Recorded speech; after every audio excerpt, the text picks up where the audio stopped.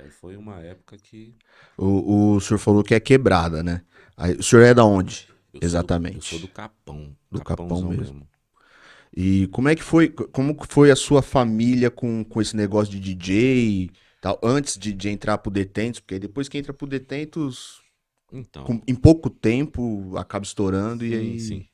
A real é que, aí trazendo agora pro lado sensato da fita. Porque o lado sonho é da hora, e aí Sim. o lado sonho é top porque cantamos para 90 mil pessoas, o lado top porque realmente gera dinheiro, o lado top realmente os patrocínios é da hora, fama, dinheiro, mulher, os carros loucos, ser reconhecido nas quebradas, essas coisas tudo realmente vem. Mas por outro lado, aí vem a realidade, né? Então eu vou falar assim para você, a pior frustração minha, e aí trazendo para um assunto que é para chegar na família precisa chegar nisso, porque aí Aham. tem que ter o outro lado. Eu sempre falo assim, poxa, é muito louco você ouvir uns cara que faz um sonzão da hora e que tem um sonzão muito louco e que quando você ouve você pensa assim, esse cara é o meu herói, mas quando você vai ver a vida do cara é totalmente diferente. Sim.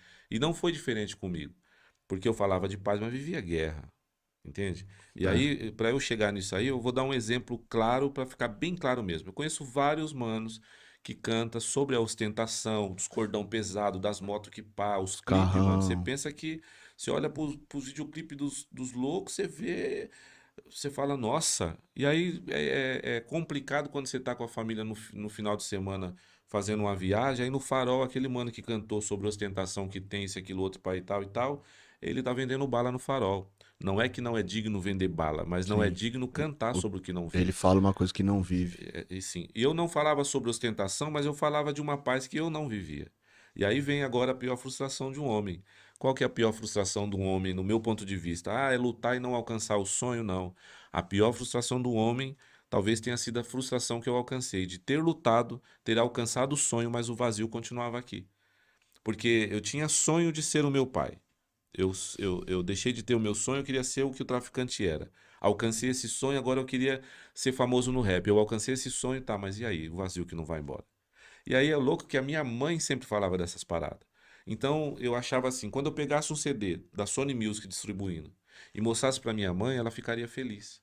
Mas na verdade não, porque ela falava assim: é muito bom ter tudo isso, mas é melhor ainda ser tudo isso.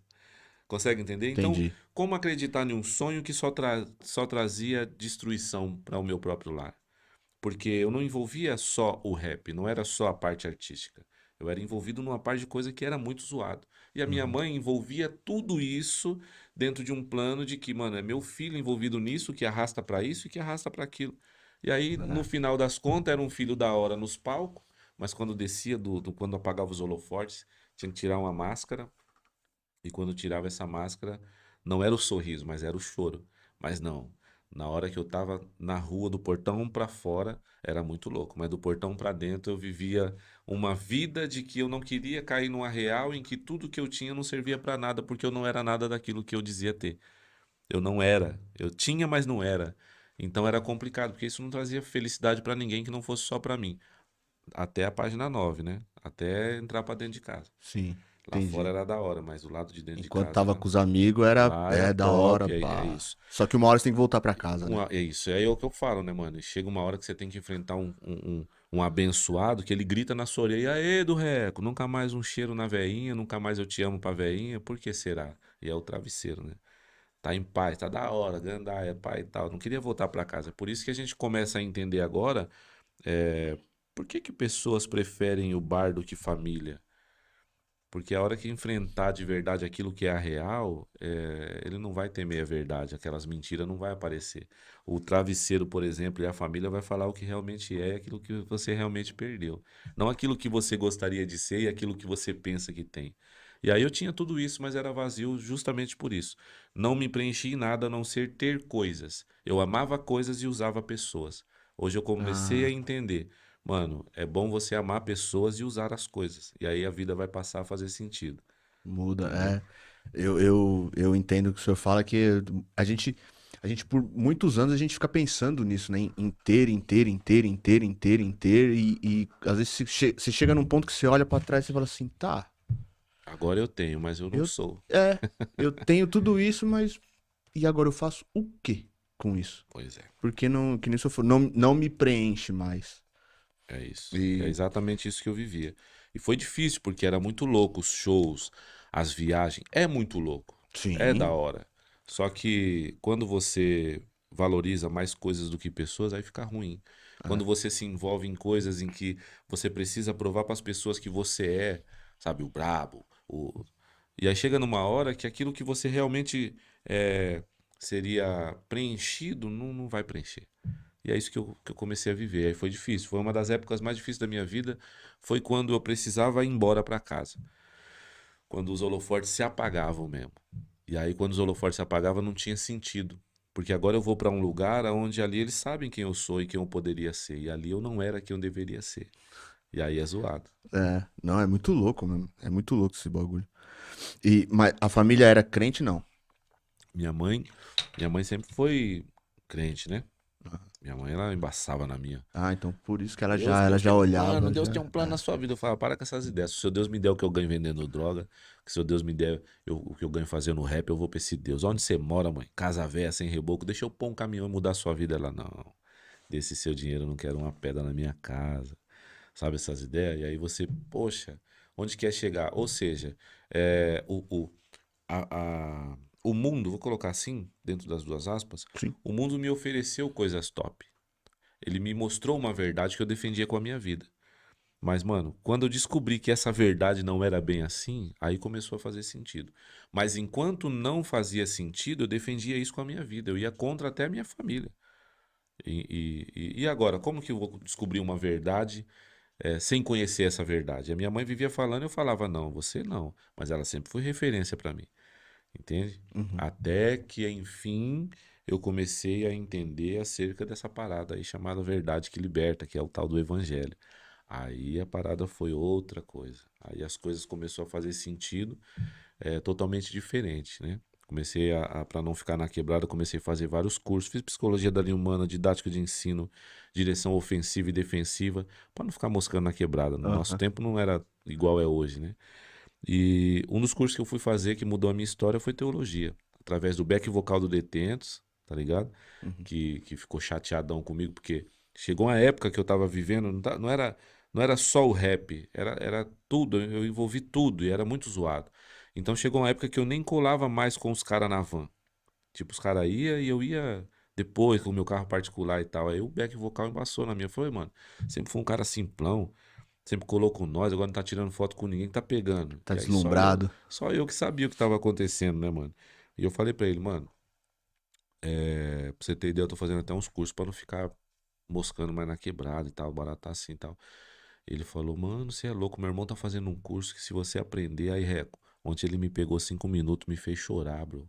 Se você aprendeu o que ele aprendeu, tio. Falei, mas como assim, tio? 5 minutos te fez chorar? Que curso é esse e tal? Onde você ia chegar nos 10? Ele falou, não, vai conversar com o meu irmão. Olha o nome do irmão dele, Israel, mano. Aí Sugestivo. fui lá falar com o tal de Israel, mano, o irmão dele, crentão da hora. O moleque sempre foi benção lá na quebrada. E aí ele me engoliu nas ideias. Apertou forte a minha mão, olhou na bola do meu olho. Foi totalmente diferente daquilo que eu estava esperando que um crente seria, né? Porque os exemplos que a gente tinha não eram os melhores, mas ele foi diferente. E aí ele falou pra mim que eu parecia um sepulcro caiado. Eu falei, como você quer chegar com isso? Que ideia é essa?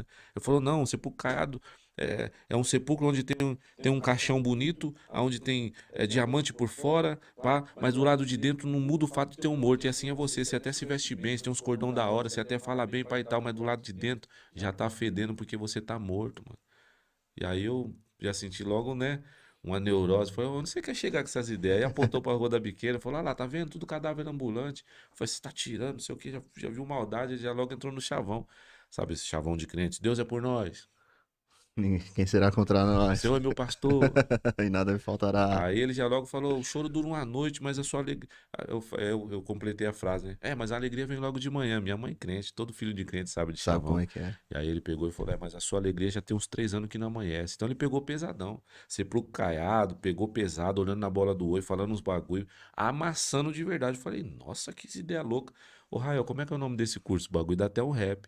Ela falou, o nome do curso é teologia. Eu falei, qual? Eu falei, teologia. O que significa esses bagulho? Ele falou, Deus na lógica. falou uma frase que eu me apaixonei. Não é o que os pastores pregam emocionado, nem com Sim. emoção, mas é o que a palavra de Deus quer dizer. Eu falei, me envolve, tio. Ele falou, por que o interesse? Eu falei, porque quando minha mãe vier pesar na minha, eu quero engolir nas ideias, igual você fez comigo. Só que é uma parada que eu passei a entender, fui estudar por causa disso. Fiquei sabendo que o curso reconhecido pelo MEC, se eu fizesse bacharel em teologia, teria cadeia especial se acaso eu fosse preso. Olha os pensamentos. Só que a ideia é que eu fui por vários motivos, mas a forma que eu saí de lá foi o verdadeiro Foi motivo, completamente que diferente, é a né? parada de conhecer realmente a verdade, que essa verdade me libertou. Quando eu conheci essa verdade, aí bateu de contra tudo aquilo que eu acreditava que o mundão me ofereceu e disse que era verdade. Aí o bagulho virou uma guerra. Só que uma guerra que começou a fazer sentido pra mim. Eu ia pra entender sobre essa verdade. Era difícil compreender essa verdade, mas essa verdade preenchia o vazio que eu sentia. Ou seja, eu cantava, era da hora enquanto estava cantando. Quando os holofortes se apagavam, o vazio vinha, nunca tinha saído. Agora, nesses estudos, nesse conteúdo que a teologia me trouxe, que o evangelho me trouxe, começou a preencher. É como se agora eu estivesse entendendo que o alimento físico é para o corpo, mas o alimento palavra era para o vazio que eu sentia. E aí na tricotomia a gente entende que é o que? Alimento para a alma. Pra alma. E aí eu comecei naquela época, sem entender o que era, a saciar a minha alma. E aí quando você sacia a sua alma, o vazio vai embora. E aí você começa a perceber que não importa se você não tem o melhor carro da banca que você tá, mas importa que o carro que você tem leva você ao lugar onde a banca tá. E aí você começa a perceber, não importa que o seu som não toque mais ou não alcance mais. Aí começa a perceber que, mano, tudo bem se eu não for o super-herói todas as vezes. Tudo bem Sim. se não tiver condições todos os dias. Tudo bem se às vezes doer e eu ter que chorar. Olha, tudo bem às vezes ser passado para trás. Tudo bem. E aí você começa a entender uma parada em que você não precisa estar certo em tudo, você não precisa que dê certo em tudo. Você não precisa ter tudo que você gostaria de ter e tal. Você não Começa precisa a ser se o número entender, um sempre, né? você entendeu? E aí você começa a parar de questionar coisas ao qual, é, no final das contas, não vai dar em nada, né? Às vezes a gente luta, vou dar um exemplo, às vezes a gente luta por um objetivo em qual aquele objetivo só vai fazer bem para você e para mais ninguém. Mas que se exploda o mundo. Eu quero aquilo e acabou. Então, Uhum. quando você para de competir, você começa a perceber que não existe discussão quando eu não quero competir. Então, Sim. talvez não precisa ter guerra sempre. Então, talvez não precise. Aí a gente começa a analisar coisas que realmente faz sentido, né? Aí o sorriso da veinha vai começar a valer mais do que o carro O zero no importado na final de garagem. semana. Você entendeu? Eu tô Aí ligado. às vezes, quando você volta para casa, hoje eu consigo compreender isso. Na época ainda não, nesse começo ainda não. Mas hoje quando eu volto para casa e o meu moleque olha para mim e o olho brilha, e aí, pai, tava onde, pai? Como é que foi? Te vi na TV, pai. Você entendeu? Eu sei. É teta, vamos, é treta, né? Vamos brigar, vamos brincar um pouco. E aí, tô jogando GTA, tô fazendo isso e tal. E o olho dele brilha quando eu chego. Aí eu entendo que eu sou o herói da minha casa, mas na época eu não era. E mais importa ser o herói da minha casa do que ser o herói lá na quebrada. Do que ser aquele bem, aquele que tem que ser visto como está envolvido em. Não, não, não. Hoje eu troco tudo aquilo que eu tinha por ser o herói da minha casa, que já é o suficiente. E aí, eu sendo o herói da minha casa, a minha vizinha vai querer ser o que eu sou, meu vizinho, meu parceiro e Sim. tal. E aí eu começo não fazendo missões lá longe, mas eu começo fazendo missões na minha casa, No bairro. depois ali no meu vizinho, depois. E aí eu começo a entender que a revolução, ela tem os dois jeitos, né? Tipo o Malcolm X e aquele Luther King lá. Eu vou ficar com a revolução que não seja sangrenta, mas que seja com atitudes, que seja faladas, mas com atitudes. Aí eu comecei a perceber que a revolução de verdade não é feita no sofá de casa e falando mal dos outros na internet. Eu comecei a perceber, mano, a revolução que eu acreditava que eu ia revolucionar e vamos pra cima, e é isso, e nos palcos da vida, eu pensei que era, mas não, é não, agora foi É, lá. acho que é lá fora. E os palcos da vida, e é isso mesmo, e aquilo outro, e quando eu descia eu fazia ao contrário, é melhor fazer o mínimo de revolução possível, com menos intensidade, mas que seja verdade, do que eu ter uma intensidade total, mas que sempre foi mentira, tá ligado? Aham. E aí eu comecei a perceber, mano, eu faço uma diferença danada escrevendo verdade e vivendo verdade. É melhor do que fazer tudo que eu fazia, o barulhão que eu fazia, mas não mudar uma vida.